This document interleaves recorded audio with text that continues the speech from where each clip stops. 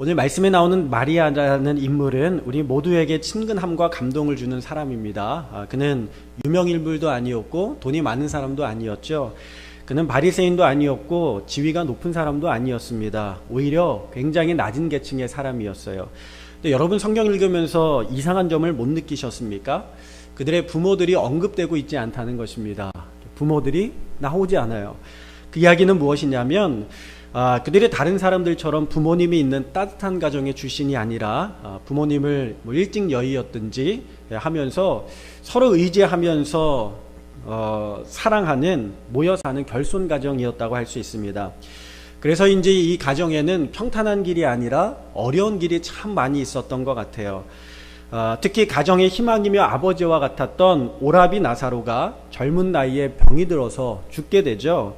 이 가정을 보게 되면서 참 우리의 삶과 비슷하다는 생각이 듭니다. 이 가정은 세상 사람들이 겪는 모든 풍파와 또 아픔들을 겪고 세상 사람들이 겪는 그러한 시험들을 겪었던 가정이 바로 오늘 마리아의 가정이라고 할 수 있습니다. 그런데 이와 같은 가정에 예수님께서 찾아오시고 은혜를 베풀어 주시니까 세상에서 가장 큰 은혜를 맛본 가정이 된 줄로 믿습니다. 이 가정에 나사로가 다시 죽었다가 부활함으로 말미암아 다시 살아남으로 말미암아 이 가정에는 부활의 기쁨과 영생이 무엇인지 온몸으로 체험하는 놀라운 믿음의 가정이 되었습니다. 아마 나사로가 다시 살아난 이후에도 여러 가지 어려운 일들이 가정에 있겠죠. 여러 가지 시련들이 그가 다시 살아가는 가정 가운데 있었을 것입니다. 그러나 제가 생각하기에 이 가정은 어려움이 다시 찾아온다 할지라도 그들의 앞길에 어려움이 다가온다 할지라도 저는 흔들리지 않고 믿음 위에 굳건하게 서서 예수님과 부활과 영생의 소망을 가지며 바라보는 천국을 향하여 달려나가는 승리하는 가정이 되었을 줄로 믿습니다. 왜냐하면 나사로의 죽음과 부활을 바라보면서 부활과 영생이 무엇인지 믿음이 무엇을 의미하는지 그들은 알았기 때문입니다. 저는 오늘 마리아의 가정을 통하여서 우리가 함께 은혜를 나누기 원하는데요. 첫 번째로 은혜 받은 자는 감사가 넘친다는 것입니다. 따라하겠습니다. 은혜 받은 자는 감사가 넘칩니다. 할렐루야. 오늘 예수님께서 마리아의 가정에 오셨습니다. 왜냐하면 예수님을 위하여 잔치를 벌이셨기 때문에 그렇습니다. 그런데 사람들은 예수님을 위해 잔치를 벌였다는 것을 잘 알지 못해요. 왜냐하면 마리아가 자신의 향유옥합을 깨뜨려서 예수님의 발에 붓고 자신의 머리털로 예수님의 발을 닦았기 때문입니다. 사람들이 바라볼 때 너무나도 파격적이고 충격적인 일들이 일어났기 때문에 사람들은 마리아가 예수님께 잔치 벌였다는 사실을 인식하지 못했던 것 같아요. 우리도 마찬가지죠. 그러나 그 다소 파격적이고 충격적인 이 사건이 헌신으로 가장 아름다운 사건이요 헌신이요 이야기가 된 줄로 믿습니다. 마리아가 깨뜨려 예수님의 발 앞에 분 이 향유옥합이라는 것은 여성들이 결혼하기 위하여 평생을 모아둔 지창금 또는 혼수품과 같은 것이었습니다. 오늘 성경의 말씀에 보니까 이게 몇 데나리온이냐면 300데나리온이다라고 유다의 입을 통하여 이야기하고 있죠. 여러분이 300데나리온이라는 것이 무엇이냐면 한 데나리온은 하루 노동자의 품삯입니다. 하루 일당이에요. 요즘 그 일당이 한 10만 원에서 12만 원 정도 한다고 하니까 300데나리온이라고 한다는 것은 한 3천만 원 가까이 하는 엄청난 금액입니다. 어쩌면 이 여인은 가난한 여인이 평생을 악착같이 모았던 자신의 인생의 전부라고 할 수 있는 것, 아니 앞으로 살아갈 인생의 모든 것조차도 예수님의 발 앞에 다 쏟아붓는 인생이 되었습니다. 그리고 그 귀한 것을 쏟아붓는 것에서 멈추지 아니하고 자신의 머리칼락으로 머리털로 예수님의 발을 닦게 되죠. 유대인들에게 있어서 머리는 굉장히 소중한 것입니다. 유대인 남자들은 머리에 뭘 쓰고 다니죠. 하나님의 영광을 상징하는 것입니다. 여자들도 여자들의 머리카락은 여자들의 영광과도 같다. 이렇게 바울은 이야기하고 있어요. 여성의 전부가 바로 머리카락입니다. 그런데 사람의 가장 더러운 발, 마른 땅에 쪼리와 같은 것을 신고 다니면서 얼마나 발에 먼지가 많이 붙겠습니까? 그런데 그러한 하찮은 가장자리에 있는 발을 머리털로 닦았어요. 누가복음 7장의 말씀에 보니까는 표현이 하나 더 되어 있는데 이 여인이 머리카락으로 향유옥합을 깨뜨려 예수님의 자신의 머리카락으로 예수님의 발을 닦으면서 하염없이 울었습니다. 눈물로 울었어요. 왜 울었을까요? 감사했던 거예요. 기뻐했던 거예요. 예수님의 은혜에 감동했던 것입니다. 주님의 은혜를 체험하니까 그들의 가정의 희망이었던 오라비가 죽었다가 다시 살아났는데 얼마나 감사한지 고마운지 표현할 길이 없는 거예요. 어떤 분이 이발소에 대한 이야기를 이렇게 하셨어요. 이게 감사에 대한 이야기인데 약간 좀 유머가 섞여 있는 이야기입니다. 어느 곳에 마음 착한 이발사가 있었습니다. 하루는 목사님이 이발을 하러 갔는데 정성을 다해 이발을 해주신 거예요. 그리고 나서 목사님이 계산을 하려고 하니까 이분이 이렇게 이야기를 했습니다. 저도 하나님 앞에 봉사하고 싶습니다. 하나님 앞에 드린 것이니 요금은 내지 말고 그냥 돌아가시면 좋겠습니다. 목사님께서 고마운 마음이 들어서 성경에 관련된 좋은 책과 그리고 고맙다는 인사말을 적어서 답례를 해서 보냈습니다.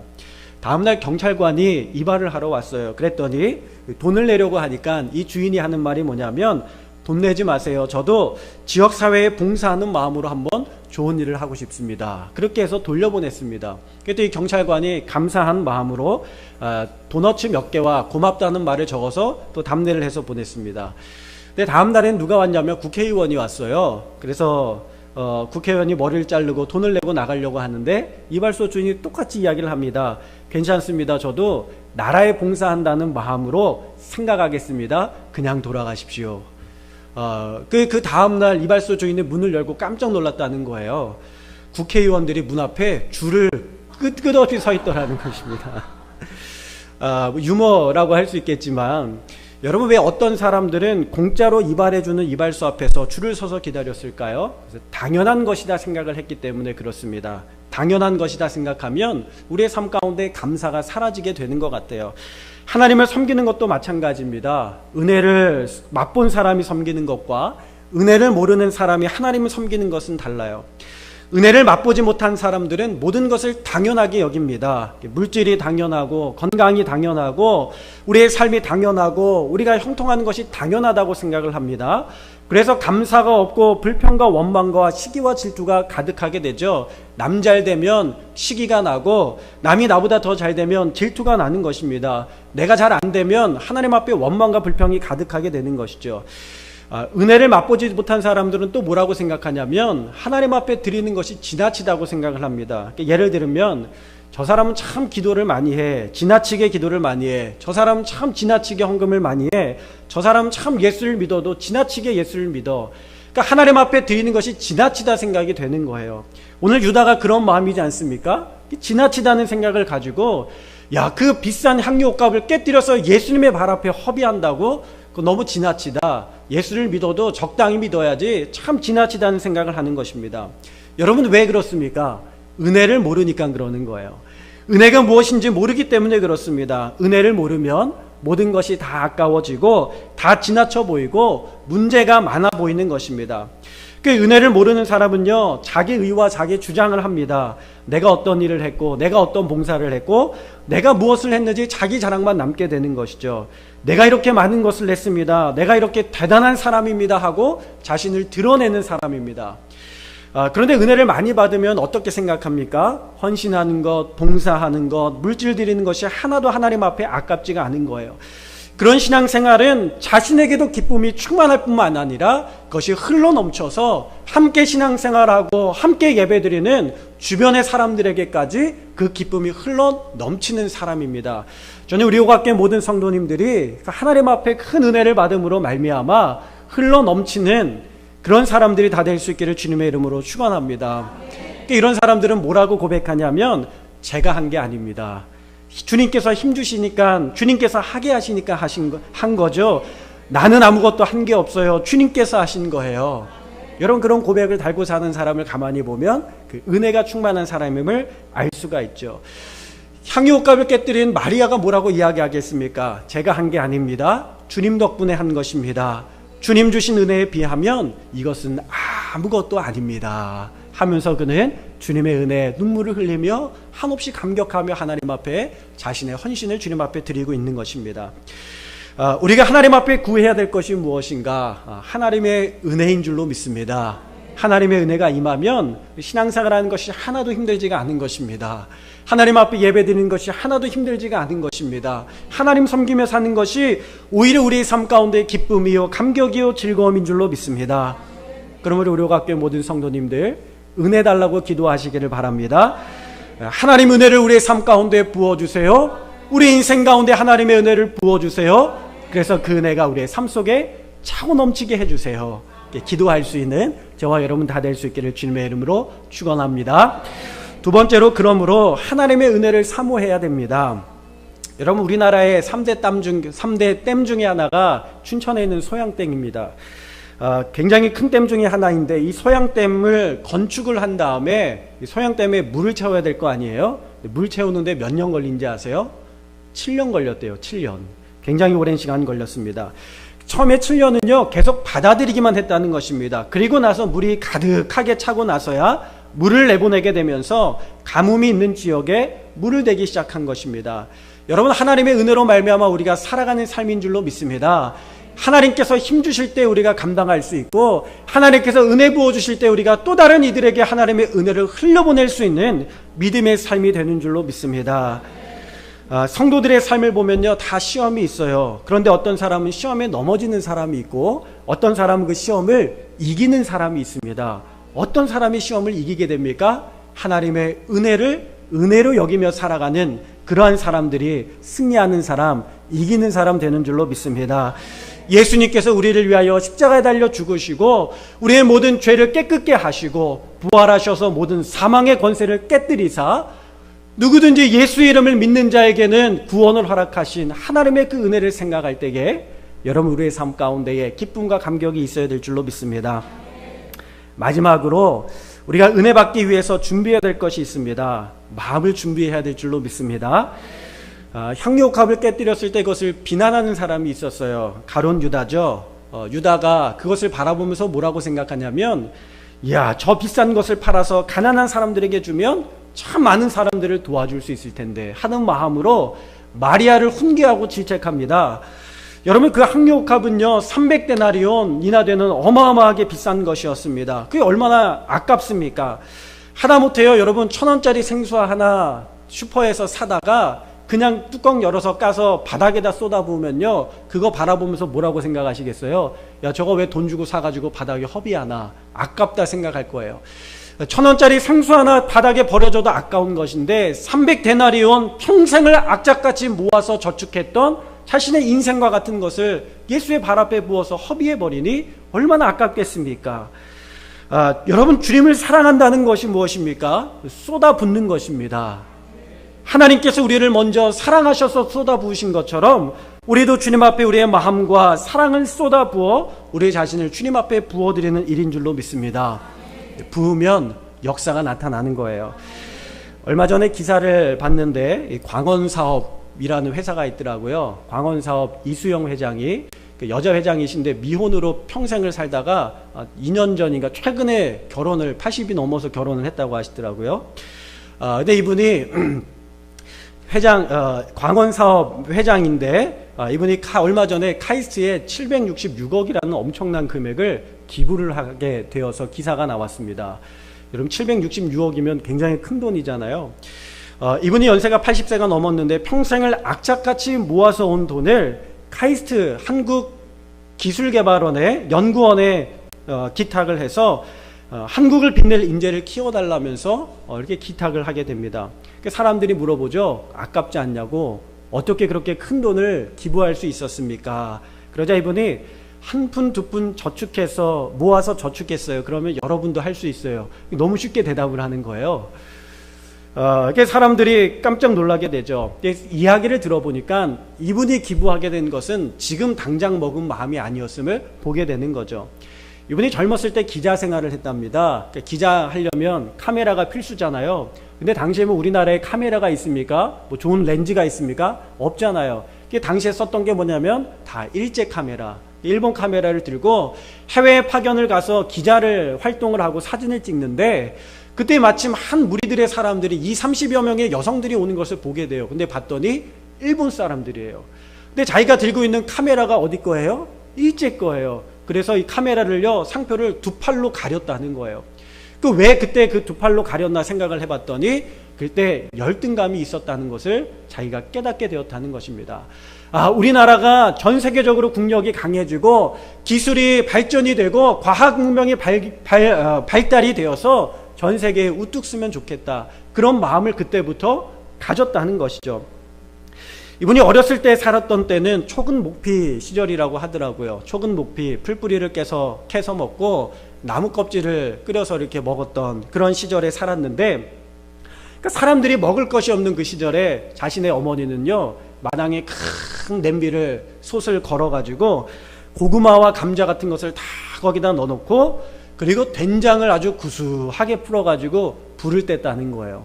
그럼 이게 불을 떼면요, 냄새가 어디까지 날아가요? 마을 어귀까지 날아가는 거예요. 그럼 냄새를 맡은 사람들이 먹을 것이 없으니까 냄새, 구수한 냄새를 맡고 이 집에 하나 둘 찾아오는 것이죠.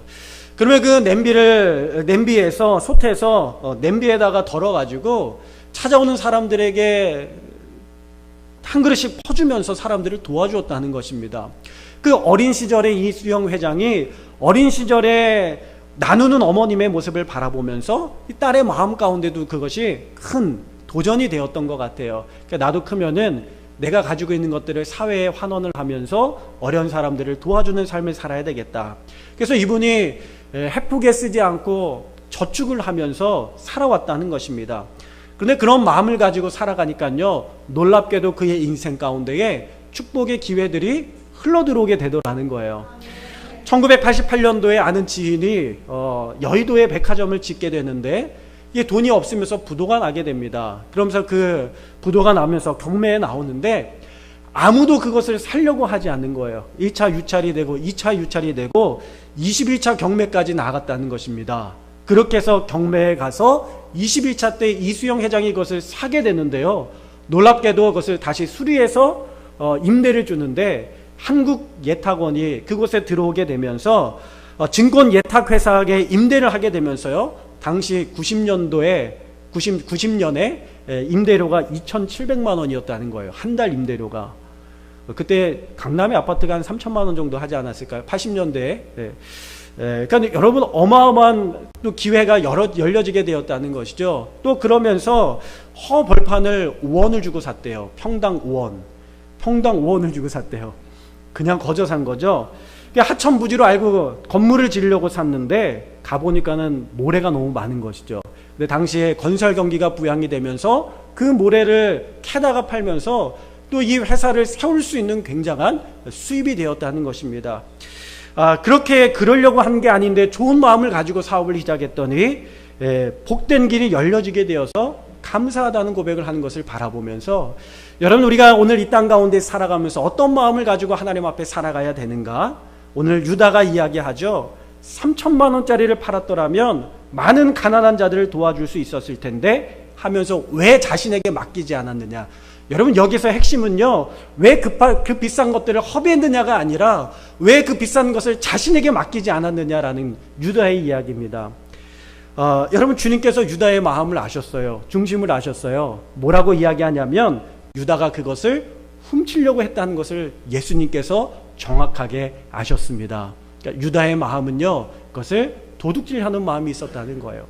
우리가 하나님 앞에 살아가면서 하나님의 것을 도둑질하며 살아가는 마음이 우리 가운데 있다면 누구보다도 주님께서 우리의 마음을 아시는 줄로 믿습니다. 여러분, 유다의 마음의 태도는 복받을 준비가 되어 있지 않았어요. 어떻게 하면 거저 얻을까? 어떻게 하면 남의 것을 내 것으로 만들까? 어떻게 하면 노력하지 않고 어떻게 하면 남의 것을 내 것으로 여길까? 강도와 같은 마음이 있었다는 것입니다. 그런 마음으로는 절대 하나님의 은혜를 얻을 수가 없는 거예요. 여러분, 오늘 우리는 마리아와 같은 마음을 가져야 될 줄로 믿습니다. 이 시대를 살아가는 우리의 삶 가운데 있어서 하나님 앞에 아낌없이 헌신하는 마음, 하나님을 아낌없이 사랑하는 마음, 주님께 쏟아붓는 마음을 가지고 주님 앞에 나아갈 때에 주님께서 우리의 삶 가운데 넘치는 하나님의 축복을 더하여 주실 줄로 믿습니다. 오늘 그 사실을 기억하시면서 여러분, 어려운 시대에 더 빛이 나게 될 줄로 믿습니다.